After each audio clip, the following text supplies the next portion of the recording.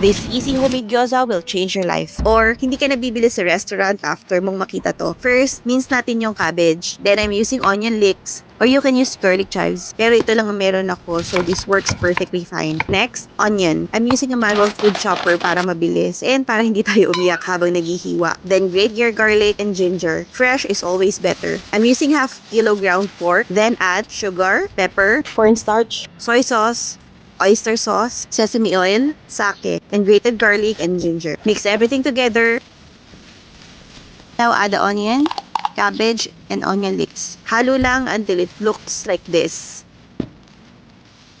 Now using a spoon, scoop the filling, add water around the edges, then fold and pleat. I showed here in the video how to wrap it properly. Don't worry if it's not perfect. Basta sealed, okay na yan.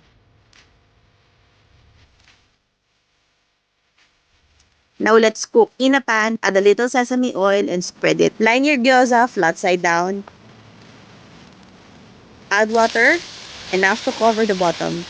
Then put the lid on. Cook on medium-high heat until water evaporates. While waiting, let's make a sauce. Mix together vinegar, soy sauce, chili oil, and sesame oil. Once the water evaporates, add a little more sesame oil. Fry for about 2 minutes until golden and crispy.